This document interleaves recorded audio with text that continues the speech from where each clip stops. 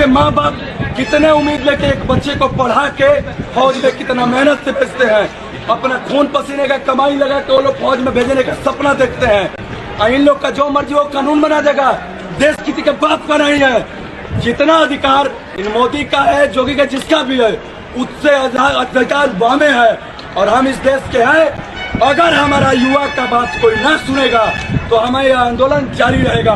अगर हम फौज में नहीं गए तो उसके लिए मरना सही है। मंजूर है, हम मरेंगे। हिंदुस्तान के युवा इसको ऐसा डंडा मारेंगे, इसको समझा देंगे कि हिंदुस्तान के युवा को रोजगार देने के बिना ये देश आगे नहीं बढ़ सकता है।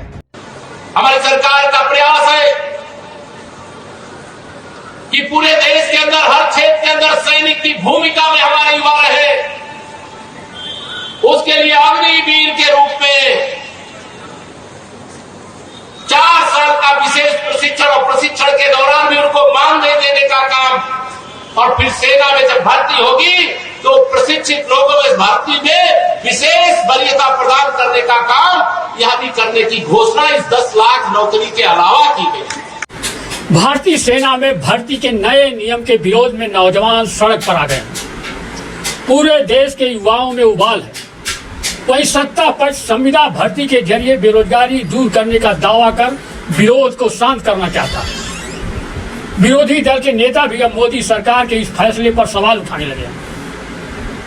पहले सुनिए केंद्र और यूपी में पक्की सरकार में डिप्टी सीएम केशव प्रसाद मौर्य अग्निपथ योजना की किस तरह से बड़ाई कर रहे हैं और युवाओं को रोजगार देने की बात कर रहे हैं। हमारी सरकार का प्रयास है कि पूरे देश के अंदर, हर क्षेत्र के अंदर सैनिक की भूमिका में हमारे युवा रहे।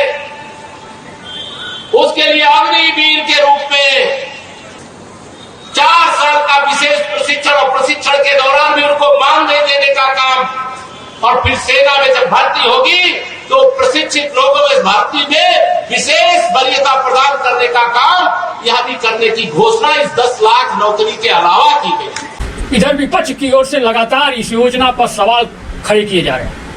आजाद समाज पार्टी के प्रमुख चंद्रशेखर आजाद ने इस योजना को आग से खेलना जैसा करार दिया है और चेतावनी दी है कि अग्निपथ योजना वापस ले सरकार, वरना देशव्यापी आंदोलन होगा।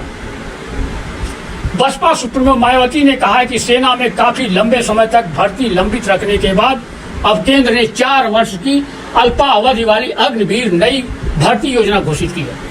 उसको लुभावना व लाभकारी बताने के बावजूद देश का युवा वर्ग आक्रोशित है।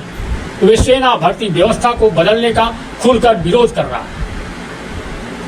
इधर कांग्रेस के पूर्व अध्यक्ष राहुल गांधी ने थल सेना, नौसेना और वायु सेना में सैनिकों की भर्ती के लिए केंद्र सरकार की नई अग्निपथ योजना को लेकर प्रधानमंत्री नरेंद्र मोदी पर निशाना साधा।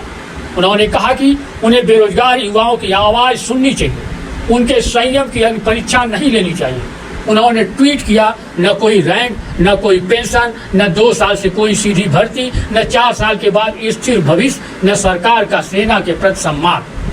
देश के बेरोजगार युवाओं की आवाज सुनिए, इन्हें अग्निपथ पर चलाकर इनके संयम की परीक्षा मत लीजिए। प्रधानमंत्री जी, ये जो नरेंद्र मोदी अभी भाषण दे रहा है, मैं आपको बता रहा हूँ 6 महीने बाद, 7-8 महीने बाद ये घर से नहीं निकल पाएगा।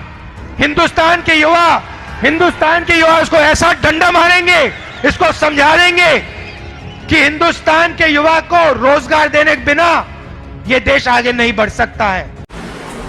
इधर समाजवादी पार्टी के राष्ट्रीय अध्यक्ष अखिलेश यादव ने ट्वीट कर कहा कि देश की सुरक्षा कोई अकाल्पनिक या अनौपचारिक विषय नहीं है, यह अति गंभीर और दीर्घकालिक नीति की अपेक्षा करती है। सैन्य भर्ती को लेकर जो खानापूर्ति करने वाला लापरवाह रवैया अपनाया जा रहा है वह देश और देश के युवाओं के भविष्य की रक्षा के लिए घातक साबित होगा। अग्निपथ से पथ पर अग्नि न हो।